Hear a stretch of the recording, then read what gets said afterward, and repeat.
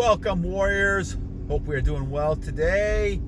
This is December 31st, 2021, our last day. I hope you guys are going to have a nice New Year's Eve. And I wanted to kind of do a quick video here, just kind of talking about certain types of things. And so I hope you guys are doing well. Thank you for all the subscriptions, and we're getting close to 250, so I'm very grateful for that. We're getting more and more people interested. It looks like we're getting more views on our types of information, so I'm going to keep focusing on retention and probably focus a lot more on motivation, continue to kind of push the idea and to have you guys kind of realize that what you're doing is very life-changing, and that you want to continue doing it as long as you can. And the last one I did was focusing on winning the war. That means your lifestyle change as compared to just individual battles. My mistake, not realizing this for 40 years, was the fact that I focused on trying to, take it, not realizing taking it a week at a time and trying to do this and then do that and try to maybe stop for a couple days, and by nature everybody is stopping. So let's kind of put it out there, because you're not losing energy every minute of the day. If you do that, you probably wouldn't be here more than 20 years maybe. But what you're doing is you are losing it a lot of times during the day, and especially if you're addicted to images and things like that. So that's why you want to kind of look and see and make sure that you're focusing on the bigger picture. And the bigger picture is the fact that this becomes a lifestyle change. And for the year 2022, you really kind of want to focus on this being a lifestyle change, and that you're really ready to kind of make that move. Now, and it's interesting because I go back to that Fountain of Youth book, which I think has been, besides the Bible, probably the most influential right before Think and Grow Rich, because I think that in the book, and this is a real small book, so it's very interesting to know that the smallest books kind of tend to have the biggest impact, at least on me, is when you look at this, basically in this chapter, talking about retention, which I kind of ignored or I didn't really pay attention to, or I said this is never going to happen, to kind of go celibacy and not have any kind of loss of energy except for procreation. That was something that I didn't really think was even possible. Because I was told for years that society's moving away from all that, and that this is not the way it should be. You should be having sex all the time, you should be having pleasure all the time, and it's just so backwards. It's just so backwards on the way we're supposed to be thinking about what makes people happy and secure and feeling, content and things like that. So for many, many years I didn't listen to that. But in the book, it's very interesting. They talk about the fact that, you have to be ready to kind of put everything aside and focus on a lifestyle change. And I didn't realize what that meant until now. It really means that what you're doing is changing yourself.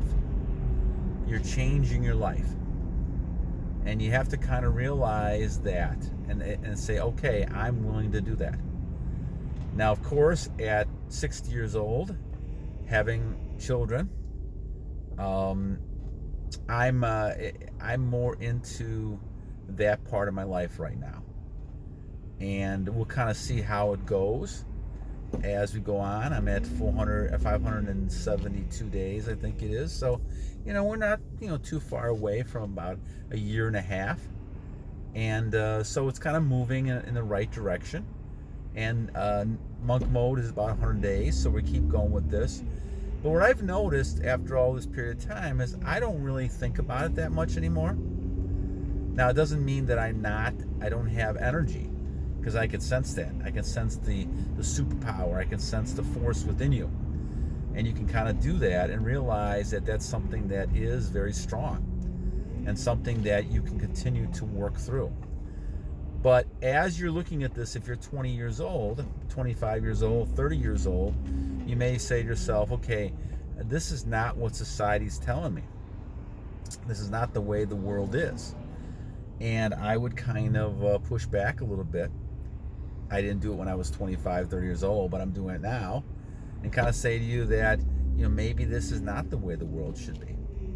Maybe it's something that should be different than what the world really is. And I think this is where we live in this matrix of people who live by fear.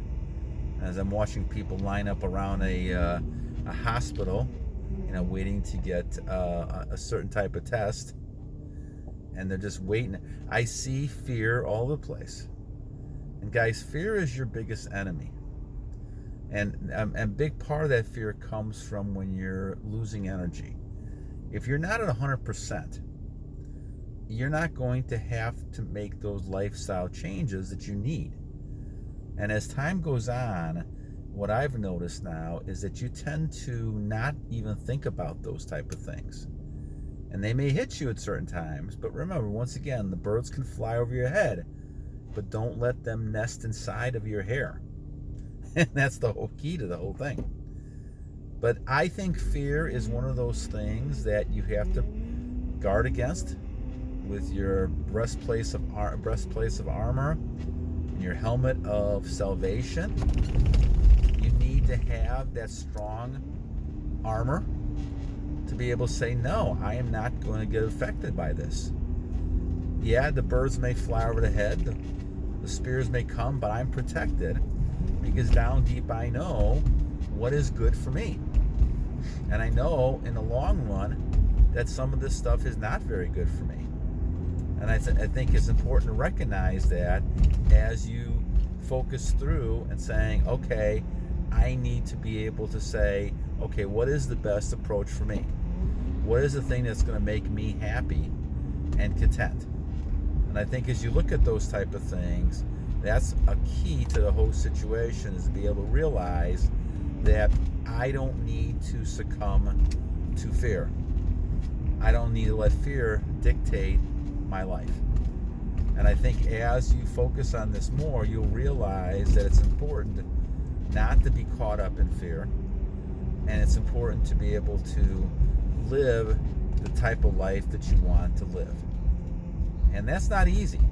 In our society, it's not very easy at all to live the way that you want to live, because people are always telling you, and a part of it is, society's mechanisms to try to make money and profit off of your fear.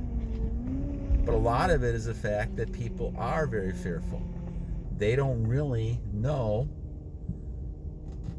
what they really want. They don't know what really true values are. And I think that's when you could become a person who can be swayed by lots of different things going on and listen to other people instead of listening to what you believe is really right within yourself.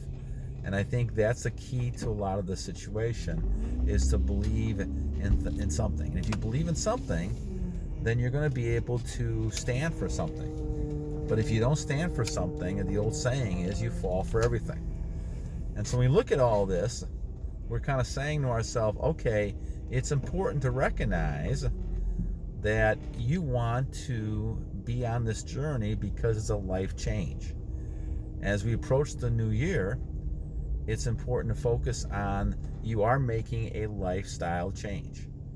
And as you make this lifestyle change, what comes with it is a lot of good, but also a lot of sacrifice. And as you sacrifice, you're realizing that you have to be able to give up certain things that you wanted and that you thought were pleasures. And I think this is such a key to the situation. You don't want to give up things that you feel are pleasurable, because we think, well, that we're missing something. And this is the whole fear in society that, whether it's peer pressure or status pressure or something like that, we always give into things because, we think, well, everybody else is doing it. And if we don't do it, there's something wrong with us. And so this is where the fear comes in. And the same thing with anything dealing with economics, politics, health, all the kind of stuff. We deal a lot in fear. And one of the things that your lifestyle change will show you is that fear is something that can be overcome. And a lot of that comes back down to your inner core. And your inner core is strengthened by your retention. And this is something that is important. So these videos I'm going to start making, and I think I'm going to try to do a live stream sometime after the first of the year. But I think we want to do is kind of re-emphasize in many different ways why retention is important. I've done a video recently, why do retention now, all these type of things. And I see a lot of demographics of people who view the show focusing on 25 to 34-year-olds. Now, especially if you're a male, a lot of times the 20s, may or may not be a good time for you as far as dating and all kinds of stuff like that. But a lot of you are focusing on your career. And so by the time you get to the mid-20s and 30s, you're starting to move in your career. And now you're at the point where now you're interested in relationships and settling down. And some of you, obviously, with high testosterone, are doing it a lot earlier. But the question then becomes is that what are these things in your life, and are they really pushing you to a goal, or they're just trying to meet a short-term satisfaction or pleasure? The short-term pleasure is not going to get you a heck of a lot in the long run. In fact, it may hurt you in the long run. And we talked about that by losing your soul and things like that. And that's why you have to kind of think to yourself, okay, what is it do I want to achieve with this?